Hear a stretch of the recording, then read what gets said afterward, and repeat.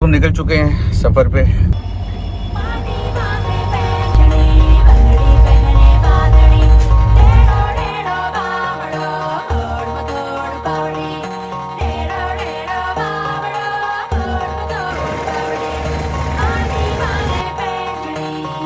सो दोस्तों, जैसे कि आप मुझे जानते हो, मेरा नाम जतिन है और ये व्लॉग शूट तो मैंने पूरा करा है, पर ये जो महनगढ़ फोर्ट, तो इसकी डिटेल मैं आपसे शेयर करना चाह रहा हूँ कि मैंने बेसिकली गाइड तो किया था, पर गाइड की वॉइस क्लियर नहीं थी फेस मास्क की वजह से। उसके अलावा वहाँ पे शोर बहुत ज्यादा था और हॉल था जिसकी आवाज बहुत गूंज रही थी, तो इसलिए क्लियर माइक में आवाज नहीं आ पाई। तो मैं इसमें वॉइस ओवर करने वाला हूँ। और जहाँ मैंने ये अपना हॉस्टल लिया था, जस्ट उसके सामने बहुत ही खूबसूरत नजारा था इस फोर्ट का, जिसका नाम था महरगढ़ फोर्ट। ये फोर्ट बनवाया था राजा जोधा ने, जो कि उस टाइम के 15वीं पीढ़ी के वे राजा थे। इससे पहले वो मंडोर किले में रहते थे, जो कि एक शराब के कारण काफी हद तक नीचे जमीन में धस गया था। अगर इस शराब की बात करें तो इसके लिए आप गूगल कर लीजिए, आपको पता चल जाएगा। वैसे मैंने आपको वहाँ पे भी विजिट करवाई है, इन फ्यूचर में आने वाले व्लॉग्स में आपको वो देखने को मिलेगा। पर हाल फिलहाल बात करता हूँ, इन्होंने उसके बाद ये किला बनवाया था जोधा जी ने। तो फाइनली पहुंचे हैं फोर्ट में, थोड़ा घूम के आए हैं। अभी अंदर चलते तो जल्दी जल्दी में एंट्री कर लें।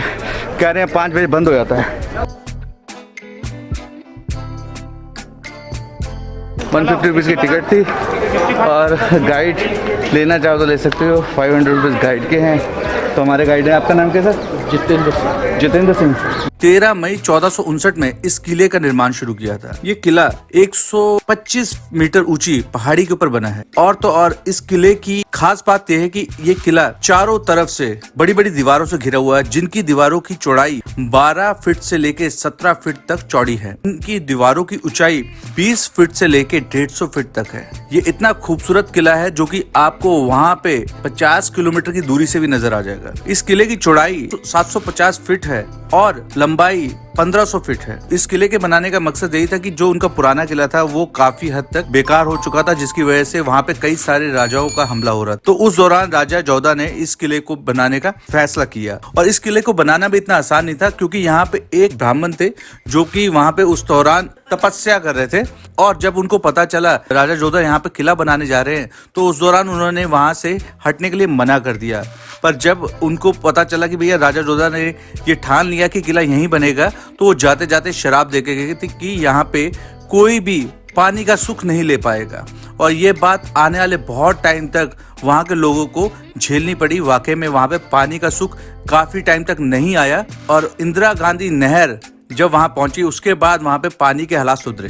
और तो और दोस्तों, इस किले को बनाने के लिए वहां के एक ज्योतिष गणपति जी ने एक ऐलान भी कर दिया कि भैया अगर आपको यहाँ पे किला बनाना है तो आपको किसी एक शख्स को जिंदा यहाँ गाड़ना पड़ेगा। तो उस दौरान एक राजा राम करके इनके जो सैनिक थे, उन्होंने अपनी कुर्बानी दी। और आज की डेट में अगर आप अंदर जाएंगे तो सबसे पहले राइट साइड पे आपको उनकी समाधि नजर आएगी, जहाँ पे उनको जिंदा चुनवा दिया गया था। उसके बाद ही काम शुरू हुआ था। राजा ने उस दौरान राजा राम की फैमिली को रहने के लिए बहुत बड़ा घर और काफी सारी संपत्ति भी दी थी।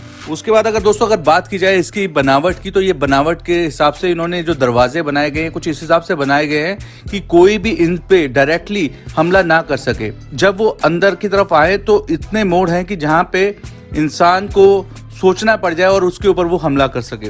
सबसे पहले मैं बात करूं जो मेन दरवाजा है इसका, जयपौल दरवाजा, जिससे हम एंटर करते हैं। ये दरवाजा जो बना था, ये बना था 1806 में, जब जयपुर और बीकानेर से जब युद्ध हुआ था राजा मान सिंह का 1806 में, तो उसकी जीत की खुशी में इन्होंने ये गेट बनवाया था।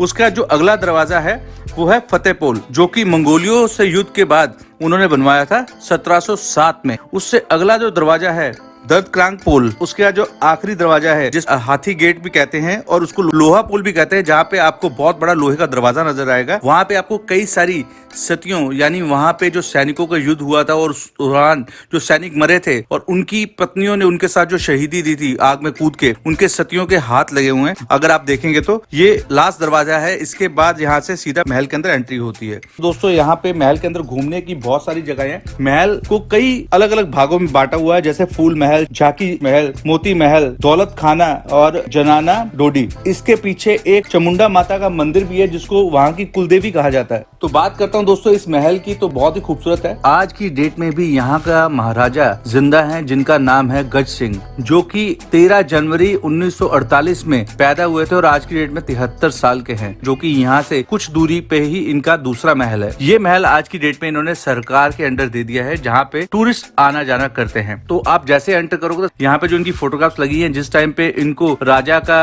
औहदी दी गई थी उनकी फोटोग्राफ्स लगी हुई है। और उसके बाद हम जब एंटर करते हैं तो एंटर करने के बाद म्यूजियम के बहुत सारे भाग नजर आते हैं, जिसमें से सबसे पहला जो भाग आता है, जो राजा थे किस तरह से घोड़ों के ऊपर और हाथियों के ऊपर सवार होकर जाते थे। तो उनकी जो बग्गियां थी और सिंहासन था बैठने का, इस टाइम पे वो युद्ध करने जा रहे हो या शिकार करने जा रहे हो या घूमने जा रहे हो, वो सारी चीजें एज इट इज तब की जेन्युइन वाली, ये नहीं कि दिखावे के लिए कि भैया वैसी बना रखी हो, उन्होंने उस टाइम की रखी हुई थी और उनको देख के हर एक चीज के ऊपर नीचे डिटेल दे रखी थी। अगर आप उसके बाद और आगे जाएंगे तो आपको एक चीज बता दूं, आपको अगर हिस्ट्री में इंटरेस्ट है तो ये सब चीजें आपको अच्छी लगेंगी, अदरवाइज आपको इतना मजा नहीं आने वाला, बोर लगेगा। हमने तो वहाँ गाइड ले लिया था। दूसरे कक्ष में वहाँ की रानियों की, महारानियों की और बच्चों की सवारियां रखी हुई थी, किस तरह से उनकी बग्गियां थी, किस तरह से उनका बैठना था, वो एक्चुअल वो चद्दरों के ऊपर जो सोने का काम हो रखा, जो पर्दे थे, वो सारी चीजें नेचुरली सामने पड़ी हुई थी और एक एक चीज की डिटेल आगे रखी हुई थी। हमने एक एक चीज को मैंने शूट करने की कोशिश करी है, पर शोर के कारण मुझे इस पे वॉइस ओवर करना पड़ रहा है। जब आप यहाँ पे जाएंगे तो 150 रुपए की टिकट है और अगर आपको गाइड चाहिए तो गाइड 500 रुपए का, डिपेंड करता है। अगर आपका ग्रुप का साइज ज्यादा बड़ा है तो आप गाइड वर्थफुल है, अदरवाइज वहाँ पे ऑडियो गाइड भी मिलता है। और उस दौरान जो हुक्का वगैरह पिया जाता था, वहाँ के जो बाहर बैठ के सैनिक हुक्का वगैरह पीते थे। हम जैसे जैसे महल के अंदर एंटर कर रहे थे, मैंने एक चीज नोटिस करी, बहुत ही ज्यादा साफ सफाई बहुत तरीके से यानी वहाँ पे मेंटेन कर रखा था इन चीजों को, पेंट को लेके, दरवाजों को लेके। उसके बाद हम गए थे दौलत खाना में। दौलत खाना में बेसिकली क्या था कि एक्चुअल में उस टाइम पे जब राजा महाराजा कहीं जंग जीत के आते थे या अपनी दौलत को कहीं रखते थे, वो ये कक्ष था। जैसे ये अभी बहुत ही खूबसूरत बग्गी थी, पूरी गोल्ड प्लेटेड काम करा हुआ, और बहुत सारी तोपें और जो सामान वहां से जीत के आते थे वो सामान यहाँ रखा हुआ था, और एक से बढ़कर एक चीजें देखने में बहुत शानदार। अगर आप इसको डिटेलिंग में देखोगे आपको पता चल जाएगा ये तोप कितनी पुरानी है, ये उस दौरान की तलवारें थी, कितनी खूबसूरत, और उस पे डेट्स और टाइम लिखा हुआ, ये किस टाइम पे यूज हुई है तलवार, कितनी पुरानी है। मतलब एक एक चीज बहुत ही शानदार काम नजर आ रहा था बंदों का कि भैया एक एक चीज का कैसे उन्होंने ख्याल रखा है। वो हथियार थे, ये हेलमेट किस तरह से वो पहनते थे, मतलब एक एक चीज बहुत प्यारी लग रही थी। और सबसे बड़ी चीज, जब हम और आगे बढ़े तो हमें कुछ अजीबोगरीबी चीजें नजर आई, जैसे कि नजर आ रही है जो चांदी का ये जो है, ये एक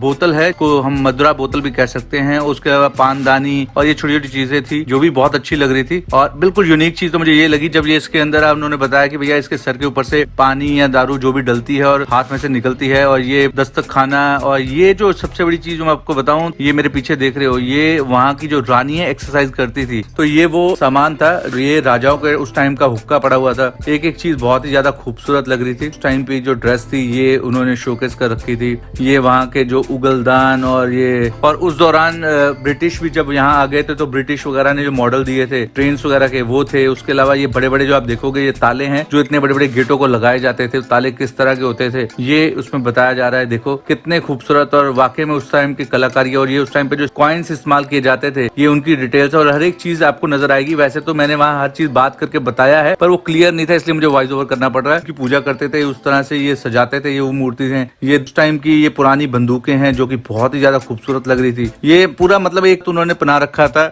दौलत खाना के नाम से रखा गया है। दौलत खाना बेसिकली वहाँ पे सारी चीजें वो जो जीत के लाते थे, जो उस टाइम पे राजा महाराजा रखते थे, वो थी। उसके अलावा फिर हम आगे जब आए अगले कमरे में तो वहाँ पे बताया गया भैया कि यहाँ पे जितनी भी राजा महाराजा उनकी पेंटिंग बनी हुई थी, पर उस दौरान जब पेंट की बात की जाए तो रंग कैसे बनाते थे ये वो बताया गया कि वहाँ पे जो रंग बिरंगे पत्थर निकलते थे, उन पत्थरों को पहले घिसा जाता था, पिसा जाता था, फिर उसमें पानी या कुछ वो मिला के उसका वो कलर बन जाता था। फिर कलर बनने के बाद वहाँ पे वो इन चीजों से भी पेंट करा करते थे। जो पेंटिंग्स हो रखी हैं सारी उस दौरान की है, इस तरह से ये कलर को बनाते थे, इस तरह से पेंटिंग करते थे।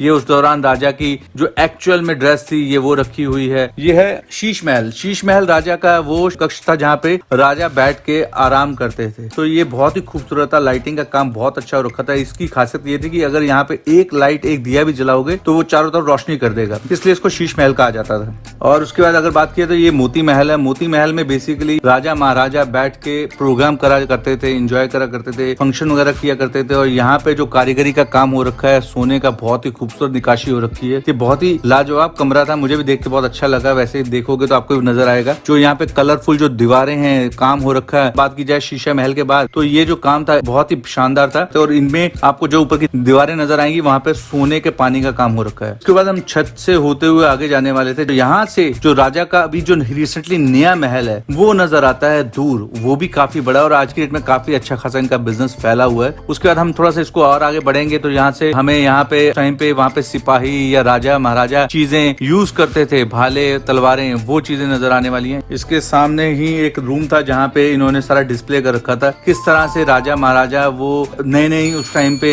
पिस्टल्स आ रखी थी तो चाकू के साथ पिस्टल का इनका कॉम्बिनेशन इन्होंने कैसे बना रखा था, औजार एक एक चीज बहुत ही जेन्युइन वाली और सामने नजर आ रही थी, बहुत ही खूबसूरत काम था।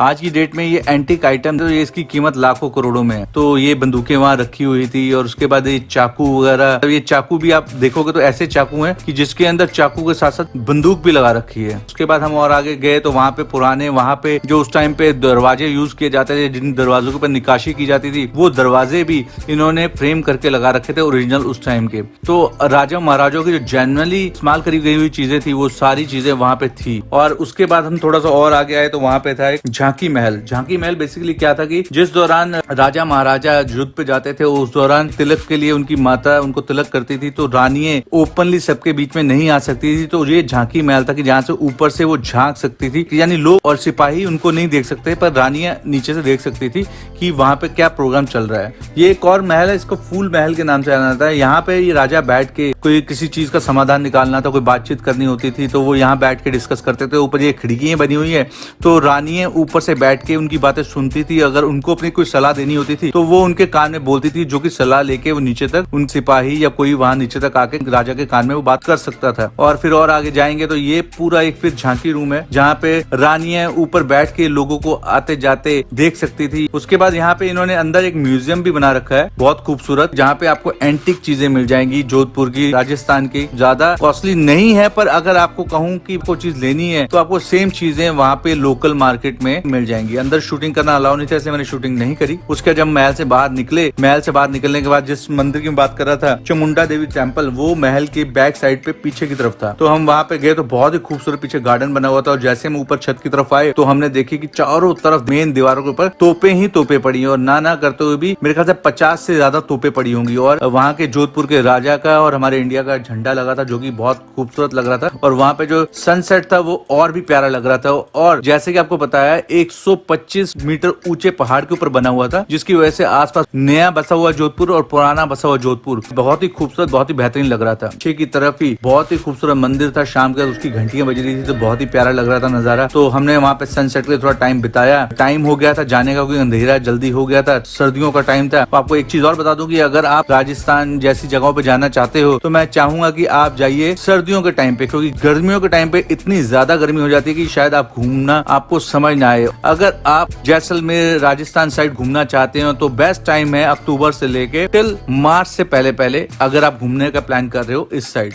और उम्मीद करता हूँ मेरी नजरों से जो चीजें मैंने देखी हैं वो आपको बताई हैं, ये चीजें शायद आपको समझ आई हो। महनगढ़ फोर्ट के ब्लॉग को यहीं खत्म करते हैं, जहाँ पे मैं आपको और भी बहुत सारी चीजें घुमाने वाला हूँ, क्योंकि जोधपुर में घूमने की बहुत सारी जगह हैं। एक ऐतिहासिक जगह है जिसको देखने का यही सही टाइम था अगर आप घूमने का प्लान कर रहे हैं राजस्थान साइड। मेरे साथ बने रहिएगा। और अगर आप लोगों ने मुझे अभी तक फॉलो नहीं करा मेरी इंस्टाग्राम आईडी पे तो फॉलो कर लीजिएगा। मेरे इस चैनल पे और भी सीरीज चल रही है, तो अगर आप घूमने फिरने के शौकीन है तो आप डेफिनेटली मेरे चैनल को सब्सक्राइब कर लीजिएगा। तो thank you for watching this video दोस्तों, थैंक यू।